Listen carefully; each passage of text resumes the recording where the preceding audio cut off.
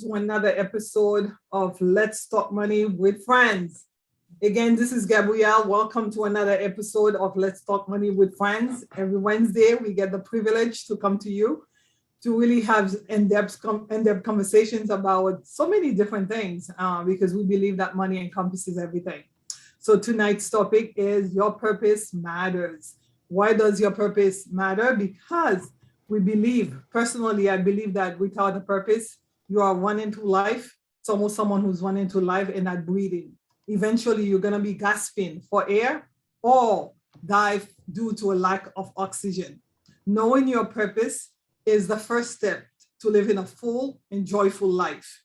There will be many obstacles, that's life, many happenings, but you will be able to stay grounded and true to your purpose if you know what it is. And you will be able to overcome all the challenges that life will throw at you. So our goal today is to help you think about your purpose and also to give you and help you gain the courage to live a purposeful life. We're not claiming to know everything, but we're just sharing our experiences and what we've done to get to where we are today. We are still learning, and so we are inviting you to continue to learn with us and to succeed with us. So without further ado, I would like to welcome my two awesome guests who are on tonight. My very dear friend, Jacky Poto. And of course, we have a new friend here. Her name is Leah Steele, and she's here with us. So why don't I give you both an opportunity? Leah, you go first to introduce yourself, and then Jacky, you can go next. Sure. Thank you, Gabrielle. Well, it's really special to be here with you tonight. I'm honored to be on the show. Who am I? It's a big question. My background, I'm from Indiana, and I've lived quite a few places since then, including Colorado and Haiti, and now I live in Boston, and I am a nonprofit professional. I've kind of worked across the spectrum, both in programmatic work and fundraising, and I'm currently working for a fundraising consulting firm. So I kind of know the gamut of good work to an extent. And I'm excited to be talking about all of that with you today. Yeah, thank you, Leah. I actually met you, maybe a month ago, and Jacky is the connector. We were saying offline earlier that Jacky is definitely a connector. I've known Jacky for many, many moons. And so, Jacky, please introduce yourself to those who don't know you. Oh, wow. Thank you very much, Gabrielle, for inviting the ILC team, well, part of the team, to come to your show and share a little bit about what we're trying to do in Haiti. As Gabrielle mentioned, I am Jacky Poto. I'm co-founder and interim executive director of Innovative Learning Concepts. I left Haiti when I was 24 years old, but the country is still in my heart. I go back from time to time, and in 2017, I went back to Haiti to take a job in archive. So when it comes to Haiti, I wear two hats. I am first the co-founder and executive director of Innovative Learning Concepts, but I'm also in charge of operations for Haiti Development Institute. Now, quickly, Haiti Development Institute, we do capacity building work with local nonprofits in Haiti, mostly those outside of Port-au-Prince. We don't like to go Port-au-Prince, so a lot of the people, the organizations that we work with, they in the south of Haiti, to the point that with the latest earthquake, over 20 of our member organizations got affected. So that's where we're doing the most of our work as far as HDI is concerned. But I'm also the in charge of innovative learning concepts. This is my baby, as I like to call it, and we really doing some work that is really innovative, if I can call it that way. And later on, we'll be happy to share more with your audience, Gabriel. Thank you again Yes, for we do inviting have a me. lot to share. Sorry, Jack. We do have a lot to share tonight. That's why I wanted to have this conversation because every week when I come on this show and I'm talking about different topics, and I've had conversation with folks offline, and they say, "Now, but this is not money." Yes, we believe that knowing your purpose is part of really maximizing your potential, which will lead to you being successful. So, uh, we're not gonna have a topic without a definition, right? So before we get started with the more in-depth information about ILC, we want to know, based on your opinion, Leah, like we said, we share an opinion. We're not expert, but we are sharing opinion tonight. What do you think? What is purpose? Is it the same as goal? I don't think purpose is the same as goal. For me, when I think about purpose, I have this poster that I have hanging on my wall at home, but I think about purpose as this feeling that you're doing and that you're physically where you're supposed to be and you're doing the work that you're supposed to be doing. And when I think about that, that can kind of shift and change over a lifetime. But I think kind of centering yourself around like what you're good at and how you can interact positively with your community and other people can really drive purpose. And I'm not sure, at least for me, there's not always a definition of what purpose means like day to day and year to year, but just kind of that inner sense of this is what I'm supposed to be doing today. And Yeah. Yeah, you're right. I mean, it's all about what you were created to be, right? Who you were created to be. And there are some people, from day one when you meet them, the passion and the compassion and the drive, you're like, this person has a special calling. So to me, a purpose is also a calling, a vocation that it doesn't matter how hard it gets, you cannot get out of your system. So with that being said, I would like to say to Jacky, why are you so driven with your purpose? Because I know from day one I've met you, so why is it important to live a purpose-driven life, which you have been living based on my assessment? Well, I'm the energizer bunny. I know. Just keep on going. I think I have a slightly different perspective on. I think purpose is like a lifetime thing. Goals are things that are really set with time. You could set goals for 2022. You could set goals for the next 5 years. But purpose, like the work I'm trying to do in Haiti, is really a lifetime thing. I mean, I don't know what would happen for me to change the purpose, and it's just what I live by. So what keeps me going? I'm really driven by seeing change in my country. I'm really driven by the small changes that I try to make every day in the lives of young people in Haiti. Whether it's helping 5 people get to TOEFL prep class, it's a big thing for me.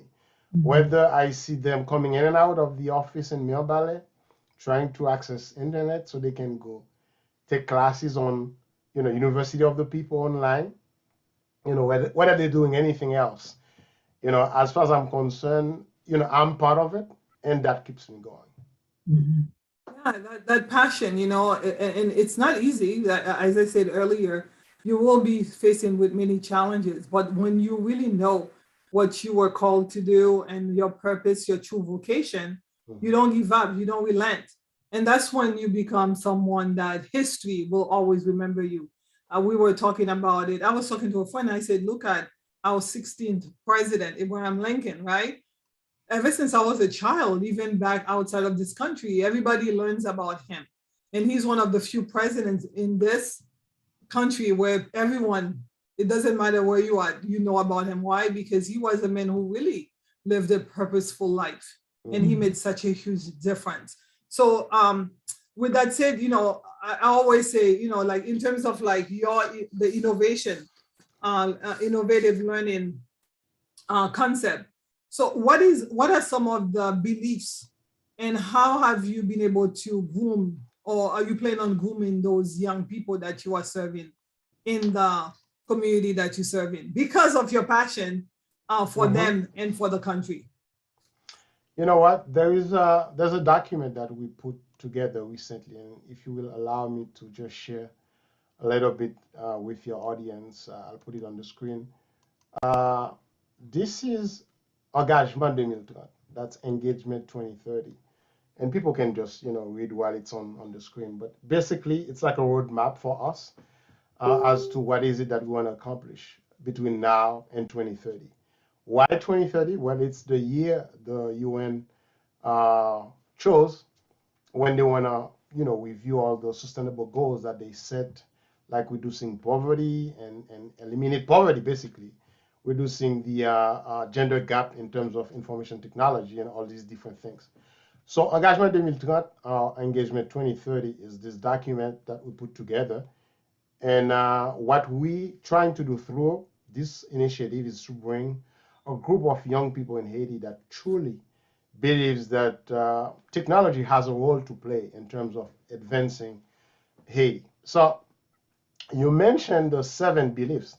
Those are the beliefs, and whoever comes on board, they really need to go by these 7 beliefs. They cannot just operate in silo because we're part of this ecosystem of human beings, and if we work together, there's a lot more we can achieve. Someone who's a member of the uh, Engagement 2030 or A 2030 is someone who really believes that they should work together with people. They have a personal vision as to where they want to go in life, and they actually write that down. And you know the power of writing dreams down, Gabrielle. It Correct. stays with you. Because if it's just in your brain or in your mind, you may forget about it. But if it's on a piece of paper, there's a good chance that you may end up accomplishing it. So those are the 7 things that we believe as part of the engagement 2030. Yeah. And I'm looking at these beliefs and I'm saying to myself, it's, you are encouraging these young folks to really live a purposeful life and to really see beyond themselves because when you work as a collective, you can do everything, you can do anything. But when you're working, like you say, like you said, in isolation, you really are not able to maximize your own potential and also be able to be an asset to the Sure. community that you Mhm. live in. Um, Leah, I know you work in nonprofit, and we were talking, and I said, what are some of the prices that people have to pay? When I know Jackie, I've seen it, but what are some of the prices that you have to pay when you are someone who's passionate and who's living on purpose? Mhm. Yeah, that's a good question. I think um, living with purpose and working in kind of that constantly driven mode can be draining sometimes. And I think that's something that people have to be mindful about in terms of thinking about, okay, to really maximize my output and my impact, you do have to think about, taking care of yourself too to make sure. But it's hard to really do that when there's so much to be done. Um, when you're working towards a cause. So I think that's one of the things that people can definitely pay the price of. Also, frankly, on just a really basic level, a lot of mission driven work does not pay that well. And you could be taking a different kind of job that you're going to be paid at a higher level for your daily efforts and perhaps put in less work. And that's just kind of the reality of the world we live in. And it can be a complicated factor a lot of the time. Mhm. Yeah, there are some financial setbacks and financial Mhm. challenges that you have to face when you are someone who's living. Jackie, on Sunday, I think we were talking about the fact that I know someone who started a radio station and he paid a really hefty price, Mm. lost his home. Thank God he kept his family intact, but lost a lot because you cannot pursue passion while you're working full time someplace. Sometimes it's not possible It to is. pursue your true calling. That's why so many people, wouldn't you say, Jackie? That's why so many people are dying without pursuing their life's calling and their true purpose in life. Yeah, and I think it's a missing link in the whole humanitarian work or the charity ecosystem, if I can call it that. It's just that I guess even funders, some funders, they I don't think they even think that people working in nonprofit have to take care of themselves or their family. They should be paid well, and that's what would keep them going. Mhm. If they get paid well, then they can do the work well. And Right. I experienced that with a group we put together in Boston. It was the hometown associations, and I know it's not just Boston; it's all over the diaspora. Everybody who comes from Haiti, they tend to get together and see if they could help back home. But guess what? People have to go to a full-time job, and they can only work on that thing they want to do with back home only on Saturday, or probably an hour after they've done their full-time job. So Mhm. unless you have the money, the finances to hire a team to really administer that, you're not going to be able to survive. So that's why most of the association died, because it's not that the people don't want to do it. It's just that it's like an afterthought. So we need to really invest more into people who really want to do good around the world. Mhm. Truly believe in And that. if someone is doing good, it's so important to support. I know the innovative learning concept is one organization that I've always felt very highly about and supported. Now, Leah, you mentioned that you lived in Haiti, and obviously you're not Haitian. Can you share a little bit about why you felt like that was part of your calling in life, or how did you ended up in the country, and what were you able to do to impact other people's lives there? Yeah. So the first time I actually went to Haiti, I was 14, and my dad had been volunteering in Haiti for a long time.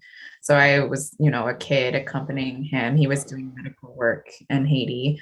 And so that was my first experience. And I think it was just very eye-opening. And I also just really loved it. And I think that's, whether it's doing good work or just visiting Haiti, I think it's a really special and unique and lovely place. And I really loved my experience, and I kept wanting to find reasons to go back. And I think it was a really impactful trip for me.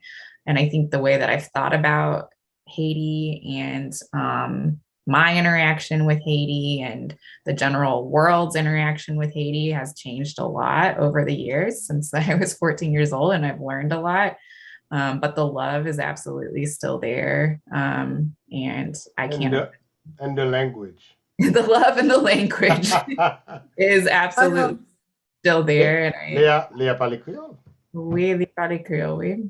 And I can't imagine that leaving me. So it's a constant in my life, and has definitely um, made me the person that I am and changed the way I look at the world as well. And so I lived in Haiti for 2 years working at a hospital in the Artibonite.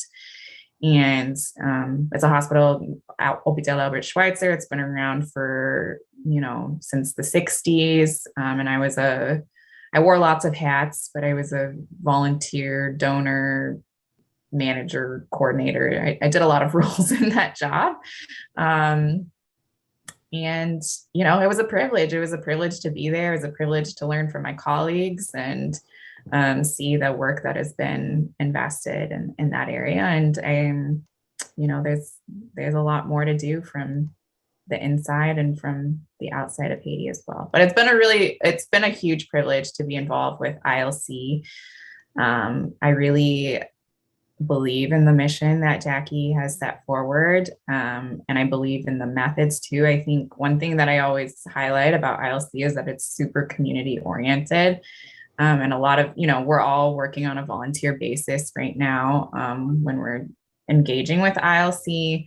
And I think something that Jacky does really well is create the community. And obviously, community isn't paying in funds, but I think it does keep us all going, as the relationships that we have with each other and the belief in the work. Yeah, you have to believe in the work, and I'm glad you mentioned your father taking you to Haiti as a youngster, and that Mhm. exposure led you to a love for the country, as well as a love for giving back, for volunteerism, a love for community. I know for me it's the same.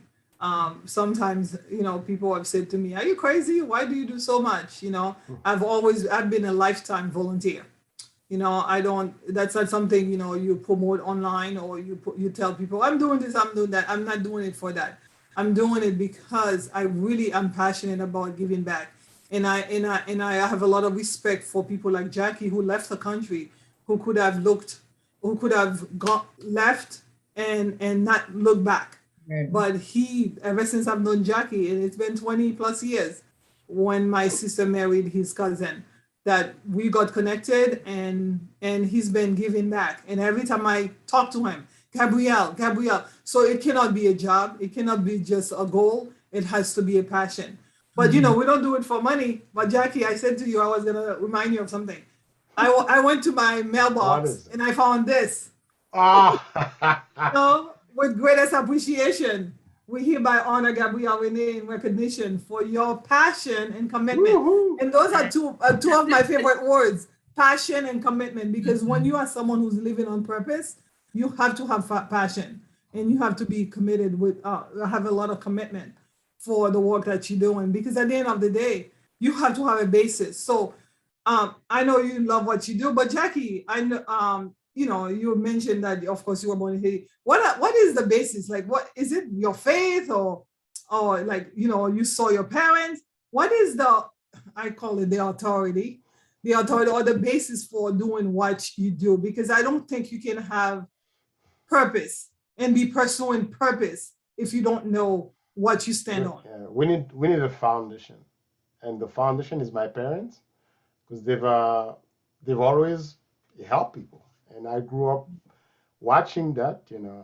My dad, you would have to actually be checking on him from time to time. Otherwise, he would just give money, whatever money he has, to everyone, and then we would be suffering at home. So, but both of them were really people with great hearts, and I grew up watching them.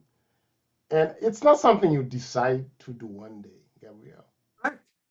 You just spouse Doesn't. the cause, you know. I know. You just do it. I mean, it's someone. I guess Nadej, the chair of the board of directors, she loves to say it's a labor of love. We don't really get paid. Nobody can pay us for what we're trying to do. But it's I think it's there's a little bit of what I would call selfishness in helping. We Mhm. get something bad without looking for it. So Mhm. yeah, it's a funny feeling. It's a funny I mean, feeling. how do you not get excited when you bring joy into people's lives? You Mhm. know, When you go to a holiday party and you get someone to say, Gabrielle, you changed my life this year. I yeah, yeah, sleep better because of the work that you've done. How do Mhm. you not get excited about that? yeah. You It's know? it's impossible, but some people don't quite. They're not hit yet by this. But I mean, I come across young people in Haiti who tell me, you know what? I've been watching you for a long time. You my inspiration. I'm like, whoa, thank you. I mean, I don't know. That's Yeah, one day this young woman, she texted me on Facebook from Africa, someone I may never meet face to face. Mhm. I don't know her, and she's like, you know what? You present a different side of Haiti that people have been telling me. And when I'm looking at your work, she wasn't even my friend on Facebook at the time. That's another thing. She said, when I'm looking at your work, I see a different Haiti. And I'm like, wow, I have 5,000 friends. How can I, you know, how can I, make you my Facebook friend? And I'm like, I'm going to work on that. So I go through my friends. I'm not going to say who I remove, but I had to remove one person and then put her as the 5,000th friend. That's how many friends I have on Facebook. So you're Yeah, and talking she, about the true power. You're talking about the true power of duplication, because at the end of the day, we were born to leave a legacy. And Mhm. sometimes people are focusing on leaving a legacy only for their children, the ones that they gave uh-huh. birth to. But the truth of the matter is, you don't have to be a parent. You don't have to have being a parent to leave a legacy, to touch people's lives, especially the next generation of leaders. Because Hmm. when they see Jacky, we were talking about it. I said, Jacky, these young people, no, Jacky was like, I need to wear a jacket. I'm like, yeah, wear a jacket because they're looking up to you over there. So it's like whatever you do, you doing it, you're making a difference and Yeah. you pursuing your passion, but that passion is touching lives. and it's It really is. making a difference. But I know, like you were saying, not only do we not get the financial support Mm-hmm. that folks who are working with nonprofits or folks who are passionate about a mission or passionate about a cause, we don't get the financial rewards that or support that we should get. But also, is like you said, is draining. How do you take care of your mental health when you see so much, especially in a place like Haiti, and you know that it doesn't matter how hard you work, it's Mm. not gonna get, and you're gonna need to pass the baton to somebody else Mm. because you can only go Uh, so far in your purpose. was that question for me or Leah? Leah, you go ahead. Ladies first. Well, Leah, go ahead. How have you been able to cope? Hmm. Yeah, I think this is a really important point and something for us all to continue to circle back to because I think there's times in my life and years that I'm really good at kind of thinking about how much I can balance. And then there's there's times that I'm not. And I think just kind of knowing your own limits and thinking about, mm, okay, I've gone past the limit where I'm okay. What are the things that what is my toolbox that I know I can dig into of ways that I know how to take care of myself and get myself back centered. And I think, you know, it's always about continuing to think about that toolbox, whether it's reading or, you know, exercising or, you know, going on vacation or meditating or going to church, like finding those things that you know that center you and really putting those to use, particularly as much as you can in your daily mm-hmm. life, but particularly when you get uh, yourself mm, getting Yeah. on. mhm. Mhm. Yeah, I Yeah, mean, because I can only imagine, Jackie. I was thinking, like, we are here, giving you a lot of accolades and really appreciating you for the work. But I also know because I've had experiences where you think you're doing everything, you're doing all you can, and yet instead of the accolades, instead of the appreciation, you get Mhm. the pushback, you get the disrespect, you yeah. get folks questioning your motives. How Mm. have you been able to manage your mental health as you deal with so much? Well, that's a good question. First, I need to recognize that I'm human. Uh, but most importantly, I need to remember there's a support system out there. Mhm. And it's my family, it's the kids. I get them involved in English teaching. Some of them do classes, some of them do conversations work. Even the youngest one helps me, put things together sometime with respect to the programming for ILC. So I have to remember that. I have to remember there's an ILC team, and it's composed of you, of Leah, of Teresa, of the team in Haiti, Kathleen, Jean, everyone. So I need to remember that the folks that helped me put ILC together, John, uh, everyone around me. So I need to remember that, and not afraid to ask for help because you need to ask for help. I mean, you're not a superhuman, so you do need that. But if you allow me to share the last piece of that document with folks, another thing that keeps me going, Gabriel, is this. When I'm looking at this roadmap, right? Like before January 1st, 2031, we'd like to establish like a center for technology and business. Why is it that young people in the Central Plateau have to go to Port-au-Prince if they want to do like a master in computer science? It is possible. We can do it right in the Central Plateau or Lower Tibonite. These are some of the programs we're looking at offering. Masters in Business Administration. Great. Yeah, that's your thing. And then you have a whole series of certificate programs: cloud computing, data science, cybersecurity. This particular thing here, I'm working with a group, and we plan to launch a cybersecurity program for young Haitians in Haiti before the end of this year. Artificial intelligence, augmented reality, blockchain, Internet of Things. Those are the things that are driving the world now. Why can't young Haitians have access to them? Well, Mhm. we want to bring it to them. Digital marketing, drop shipping. Another thing we want to do is connect schools in the Caribbean with some of the students willing to take some of the classes online. These are all the certificates we're looking at: graphic design, content creation, MBA, nano MBA, mini MBA, language training, leadership for women and men. We have this wonderful program at ISC called MIAF, MIAF, that's Miambale au féminin. Literally, Miambale to the women. Yeah. So, and it's really putting them together, teach them leadership, how to be assertive if they're in a relationship that's not working for them. They should feel strong enough to walk away. We're not gonna teach them to disrespect anyone, but they should be able to figure out whether this is working for them or not. And we teach them English, information technology. This is actually their introduction to STEM education: science, technology, engineering, and math. We want more young girls in Haiti to be in the technology field. And then, if you're looking at number 2 here, we want to convince internet service providers in Haiti to invest in the same community they're getting money from. Natcom, Digicel, and all the rest access Haiti. We need to invest in connecting schools in Haiti, give them internet. All those solar energy companies, they can collaborate with internet service providers and make sure those schools are online, so kids in Haiti can connect with kids in the US and Canada and France and other countries. It is possible, and that's what we're aiming at. Yeah. Thank you, It is Gabriel, for possible. letting me share this. It is possible.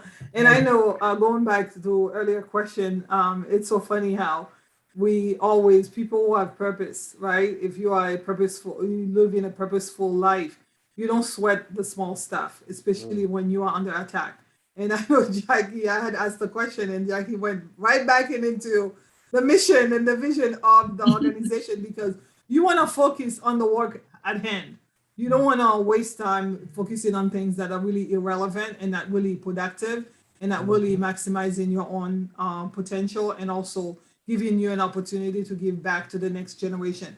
Because we're all here for a moment in time, for such a time as this. And the truth of the matter is, pretty soon we'll be no more. And when we're not no more, what have we left behind to be remembered by, right? So I know this work cannot be done with just Jackie. Obviously, you're involved, I'm involved. And there are some people who are watching right now, whether they're on my page, Jackie's page, or your page, Leah, or anybody else who's going to be sharing.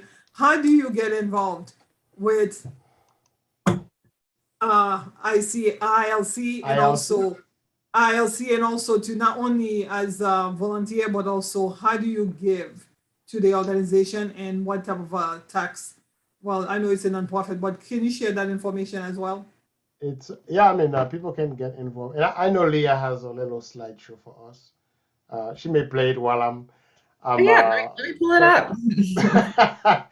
yeah, it's easy. It's easy to get involved. Leah is our tech support tonight. I know.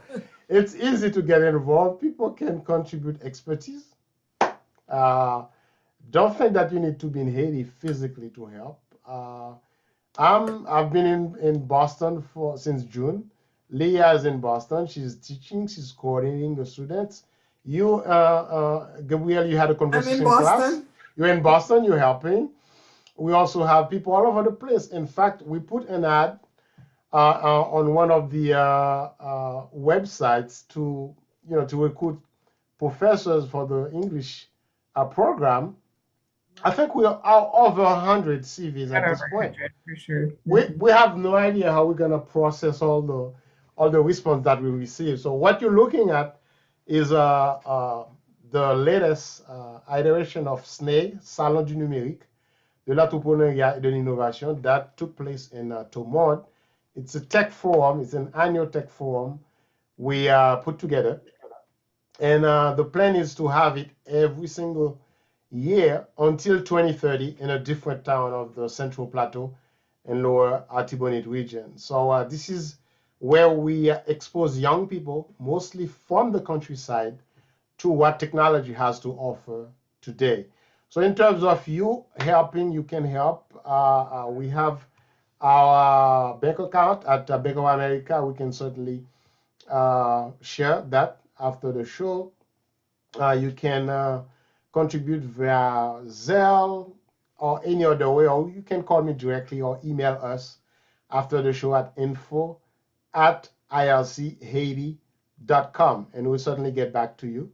Our website is www.ilchaiti.com, and we on Facebook, we on Twitter, we on YouTube. Most of those are social media outlets. So meet us and let's see if we can change, if we can bring some good change to Haiti. Yeah, and also too, this is a nonprofit organization. We just want to remind folks that when you do donate, you do get a tax deduction. Mm-hmm. You are able to if you qualify for it. Yeah, we do send people a letter at the end of the year or around January. That really indicates how much you contributed during the year, and you can certainly use that to when you file your taxes. Right. So we are talking about this particular organization because I personally am very passionate about giving back to my home country, Haiti, and also I'm very passionate about reaching to the young people. They are the next generation of leaders, and if we do for them what has been done for us, because you cannot give if you haven't received. It's so easy for myself and Leah and for you to give because our parents gave, and not only our parents, but we can think of teachers and our community leaders and other people who impacted so much and pour so much into our lives. So that's why we have to pay it forward. You cannot just sit around and not give it back. So if you are someone who wants to live a purposeful life, you have to say to yourself, what am I here for? What am I here for?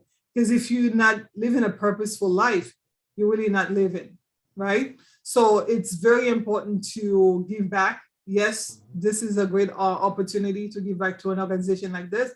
But what about your neighborhood? That's why we did a show not too long ago called Community Matters. You got to come out and give back to your community. And the more you come out and give back, you never know. Because going back again, Jacky, when you were thinking about getting involved in Haiti, did you just was it a dream, or did you just okay, let me do one thing? And that one thing kept leading you to other things and other things and other. Would you agree? Or Leah, was it exactly. My father took me to Haiti and I loved it, and now I'm involved in nonprofit, right? Right. Yeah. It starts with the first step, and then you just keep taking a step forward and seeing what impact you can make and what communities you can be involved with. Yeah. And the very people you're helping, they keep you going because you can see the progress. We have a team of about 8 young people in Haiti. They're probably between, I don't know, 22 and 30. The person in charge of our office in Miambale, Valdiville Grain, I'll say hi to all of them. She's about, well, I'm not going to say her age, but Val is very young, but, they're the one that are really driving the changes in Haiti now.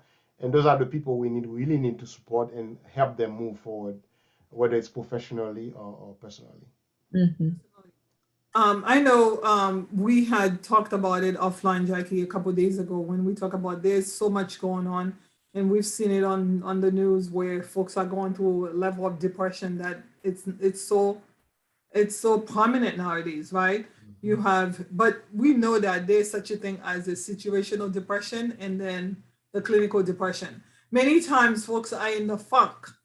Is that what they're living in a funk, and they're living in a situational depression, and that could be alleviated if you would come out and serve your community, because part of when you internalize so much about you and not enough about helping others, sometimes that's when you find yourself not living your best life and not really living your purpose.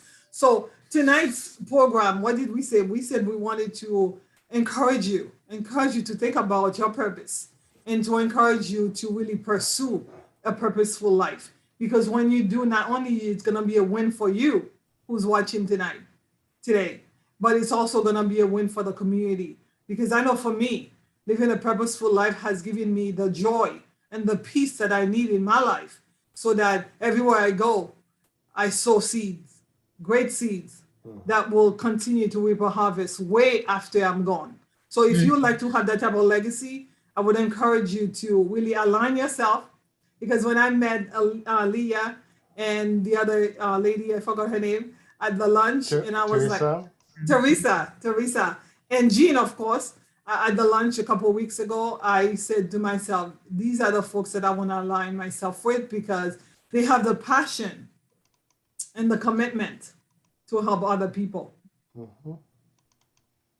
Let's learn together and let's be successful together. So thank you so much for tonight. Continue to stay tuned and share, like, and make a comment, because we do believe that money is not dollar and cents only.